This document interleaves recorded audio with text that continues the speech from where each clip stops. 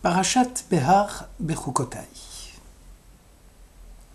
6 années, tu ensemenceras ton champ. 6 années, tu travailleras ta vigne et tu en cueilleras le produit. Mais la 7e année, un chômage absolu sera accordé à la terre. Un Shabbat en l'honneur de l'Éternel. Tu n'ensemenceras ni ton champ, ni tailleras ta vigne.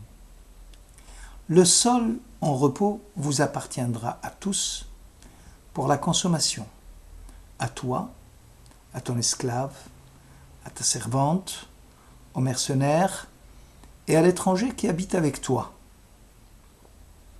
Et si vous dites, qu'aurons-nous à manger la 7e année, puisque nous ne pouvons ni semer, ni rentrer à nos récoltes, je vous octroierai ma bénédiction dans la 6e année, tellement qu'elle produira la récolte de 3 années. Lévitique au chapitre 25. Le Midrash Rabbah sur Lévitique rapporte au nom de Rabbi Tanchum. Ce dernier ouvrit le débat en commentant le verset du psaume 163. « Bénissez l'Éternel, vous, ses anges, héros puissants, qui exécutez ses ordres, attentifs au son de sa parole. » De qui s'agit-il ? Selon Rabbi Yitzhak, le verset fait allusion aux gens qui observent scrupuleusement la 7e année. D'une manière générale, les gens font une mitzvah au cours d'une journée, voire même en une semaine, ou même en un mois. Il est peu fréquent de voir des gens observer des lois de la Torah sans interruption pendant une année. Or, nous sommes ici en présence d'un homme pratiquant qui, de plein gré, abandonne son champ, paye ses impôts fonciers et conserve un calme absolu.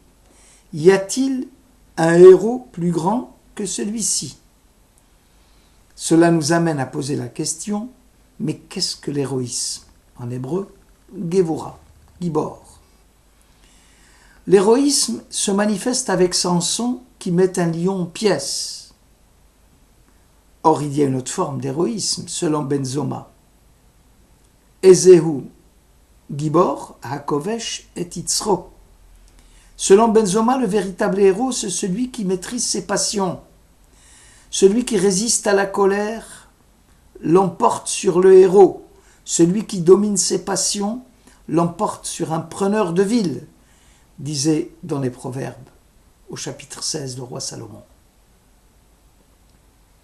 Il existe donc différentes formes d'héroïsme. L'héroïsme de celui qui domine ses passions et qui contrôle son mauvais penchant. Et le héros qui se dresse comme un léopard et met en pièces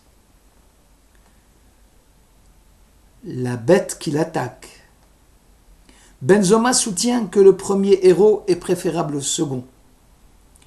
Cet autre héroïsme est beaucoup plus profond et plus personnel, car abandonner son droit de propriété sur son champ et le livrer aux consommateurs et à ceux qui le souhaitent, cet héroïsme se conquiert à partir des victoires remportées dans notre propre neshama, dans notre propre âme. Pour comprendre ce type de bravoure, citons le 2e verset du schéma. Tu aimeras l'Éternel ton Dieu de tout ton cœur, de toute ton âme, de tout ton pouvoir. De tout ton cœur, ça veut dire avec tes deux penchants. De toute ton âme, même s'il devait prendre ton âme. Et de tout ton pouvoir, avec toute ta fortune. Le Talmud note par ailleurs que les justes tiennent à leur argent plus qu'à leur corps. Cela dit, la plupart des gens, même les plus justes, préfèrent renoncer à leur fortune et sauver leur vie. La question est de savoir pourquoi l'amour de Dieu de tout ton pouvoir serait plus élevé que l'amour de Dieu précédent de toute ton âme. la négation de notre propriété, de notre fortune, lorsqu'elle prend le caractère d'un acte soutenu, permanent, signifie qu'on se trouve condamné par soi-même ou par les autres à vivre une vie pétrie de difficultés. De ce point de vue, de tout ton pouvoir dénote davantage que le sacrifice immédiat de notre vie. Il s'agit d'un sacrifice, jour après jour, mois après mois, année après année, au travers d'une vie d'affliction, parfois même de souffrance. Il est plausible de comprendre ce type de bravoure, de celui qui laisse en jachère son champ sans avoir l'assurance de quoi demain sera fait. Difficile à imaginer que l'on peut chasser de son esprit l'inquiétude née des lendemains sans ressources. Il va sans dire qu'à l'époque biblique, la circulation des marchandises importées était quasi nulle. Or, le Midrash semble opter pour un autre héroïsme, celui qui va conserver son calme, celui qui va se murer dans son silence. Et que signifie alors ce silence, qualifié d'acte de bravoure? Les commentateurs de la Torah posent la question: en quoi consiste l'héroïsme de celui qui a l'assurance divine garantie sans risque, qu'en laissant la terre en repos, la 7e année il récoltera la 6e année, 3 fois plus que pour une consommation de 3 ans. En fait, la bénédiction est octroyée à ceux qui se posent la question: et qu'aurons-nous à manger? Ce qui signifie en clair que le croyant ou celui qui place sa confiance absolue en Dieu est convaincu que l'Éternel nourricier du monde ne peut que lui venir en aide. Toutefois, même si la promesse de tripler la productivité de la terre à la 6e année n'est pas expressément signifiée à ce croyant, ici va se poser le problème de la production agricole au niveau qualitatif et au niveau quantitatif. Si pour le croyant hésitant se pose la question de l'autosuffisance de la consommation agricole, garantie par une quantité donnée des stocks de la production de la terre, pour le croyant fidèle qui n'hésite pas, ce n'est plus un problème de quantité de stock, mais c'est un problème de qualité de consommation. La production agricole, généralement suffisante pour une consommation annuelle, servira à couvrir l'autoconsommation pour les 3 années à venir. Rachi parle de celui qui mange peu, mais qui se sent rassasié, puisque toute bénédiction, source de profusion, est soumise à discrétion. Le héros silencieux, ayant la foi en Dieu chevillée au corps, conserve avec une force tranquille, sans silence, car il sait parfaitement que ce n'est pas le travail des champs qui garantit le revenu du propriétaire terrien, mais que c'est celui qui octroie la vie aux hommes et qui assure en même temps leur nourriture.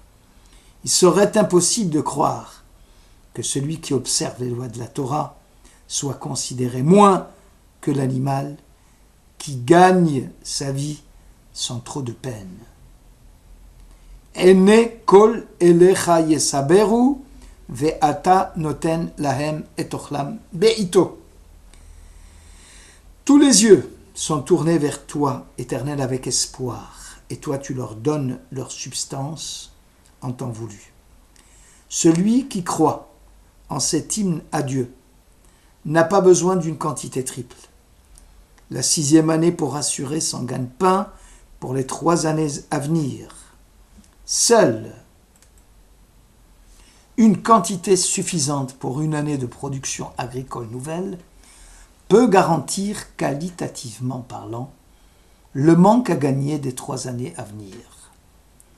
Celui qui habituellement considère que le travail et le travail seul est source de revenus ne peut concevoir de rester inactif.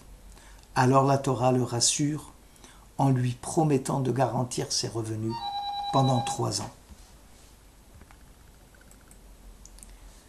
Le Gibor, le héros, n'est pas celui qui est fort, comme un lion. Le lion est doté d'une qualité exceptionnelle. D'un seul coup, il est capable de mobiliser sa puissance et d'atteindre une vitesse considérablement élevée. Cette puissance énorme reste passagère et instable. Le héros est celui qui continue de croire et de construire selon le plan préétabli par son créateur.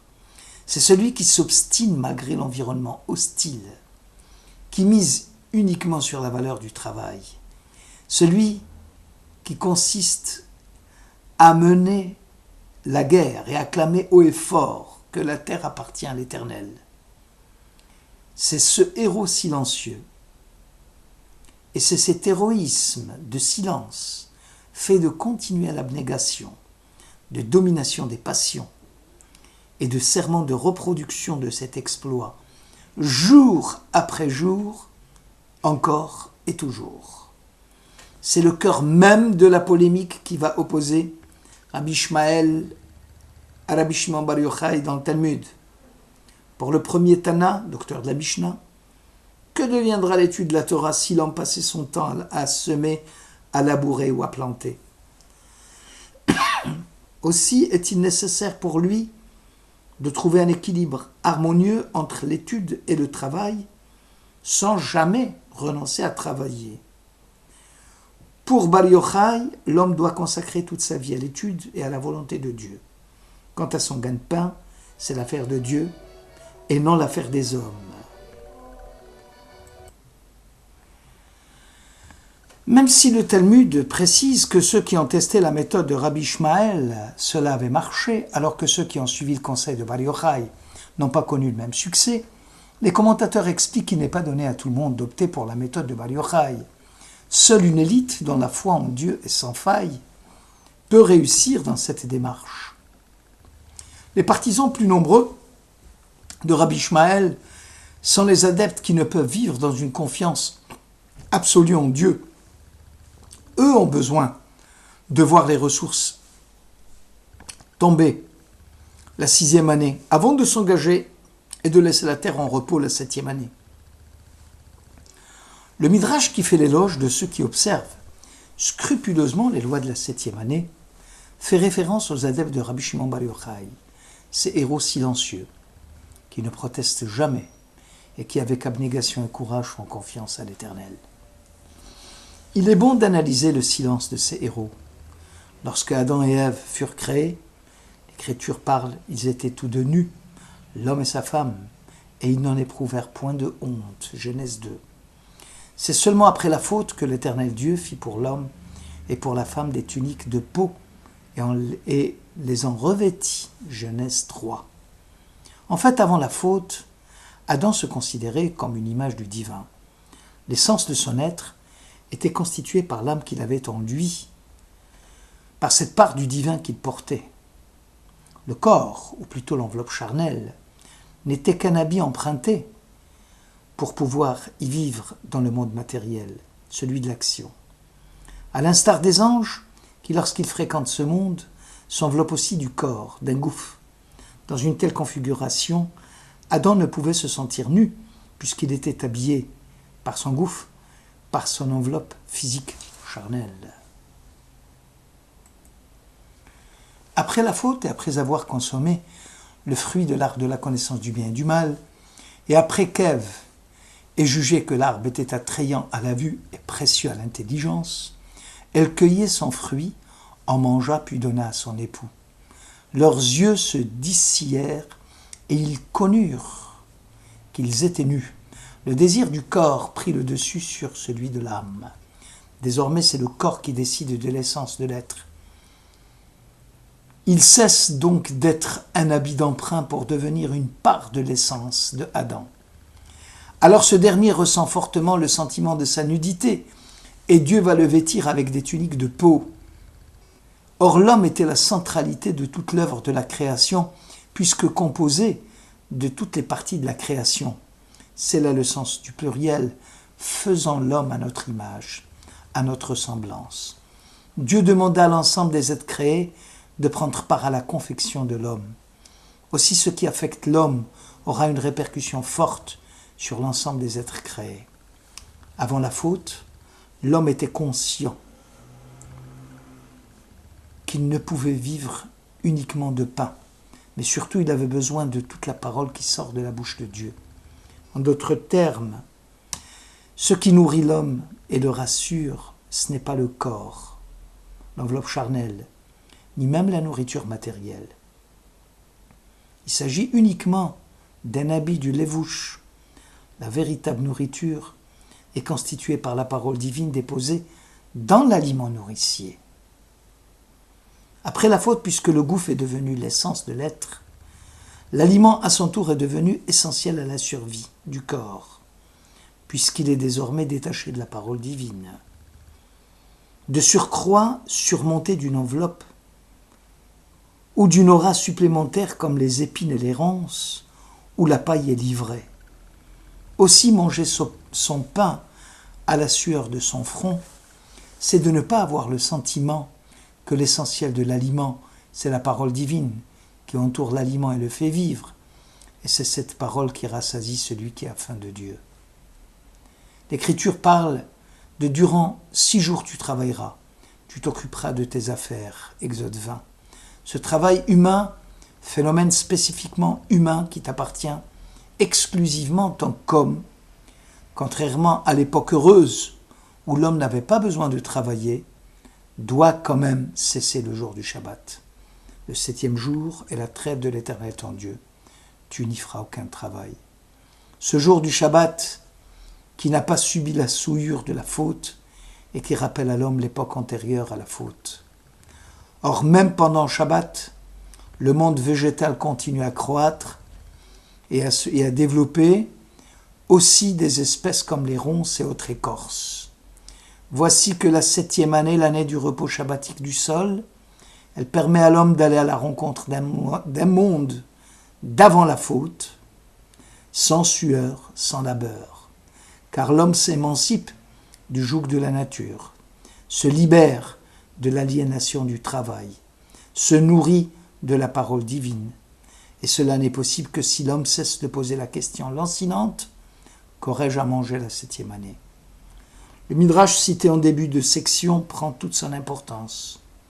Les anges, héros puissants qui exécutent les ordres de Dieu, avant d'être attentifs au son de sa parole, sont ces héros silencieux qui ont compris que l'activité humaine, appelée travail, n'est pas la seule et unique expression qui répond aux besoins physiques immédiats, mais c'est surtout la parole divine libératrice qui fait vivre l'homme. Shabbat Shalom.